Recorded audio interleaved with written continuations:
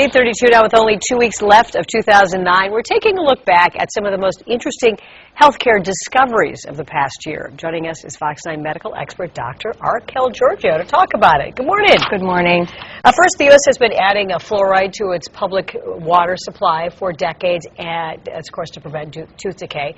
Well, now researchers from Japan are suggesting that we add lithium. So why is that?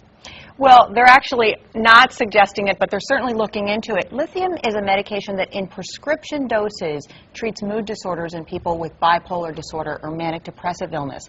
And what these researchers found in Japan is that lithium is present in trace amounts in the normal water supply in some communities. And in those communities, they have a lower suicide rate.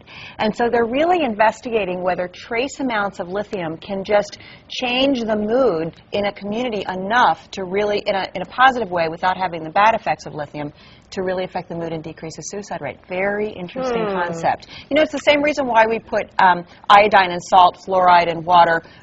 There's many different examples of when we put trace amounts of chemicals in the normal supply of food or water to help people's health. Right, although this is the first where they're actually affecting people's moods and, you know, the brain. So that, I'm sure, puts up a lot of red flags for people.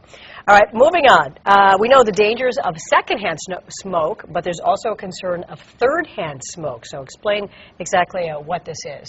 That's right. Over the last year, the danger of third-hand smoke is becoming much more prominent. Third-hand smoke is the residue that's left over after there's smoke in the air. So after you can't see it anymore, it doesn't just disappear. The residue settles, and it settles in carpets, furniture, car upholstery, and there are studies that show that particularly in children, third-hand smoke residue can be as dangerous as second-hand smoke because children's airways are so much smaller and the residue can be toxic. So one thing that parents may want to really think about is not allowing others to smoke in their home or their car, even in the absence of their children, because the residue is left over and it could be harmful, particularly as kids are crawling on the furniture on the floor. Okay. And finally, here's another interesting thing. British scientists find a new way to treat post-traumatic stress disorder, and this is by playing the video game Tetris. So, really cool. This is one of those cool things. Post-traumatic stress disorder, one of the biggest issues with it are the visual images and the flashbacks that come back after someone experiences or sees a horrific event. So what these researchers showed is that in people who are exposed to just a gruesome event, if they play Tetris afterwards, they have fewer flashbacks than individuals who are exposed to the same event and don't play Tetris. And here's why.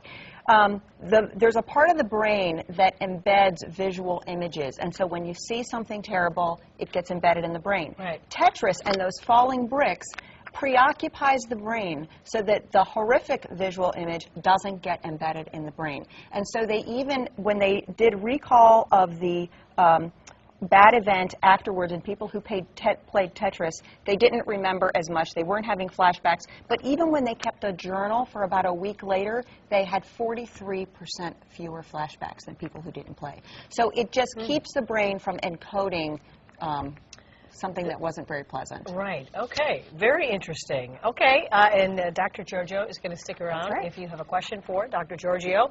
She'll be logging on to myfox9.com in a few minutes to answer your questions. Just click on the yellow chat bar. It's right there at the top of the page, and we'll check in with Dr. Giorgio in the Fox 9 Buzz. Thanks, Doctor. Thank you.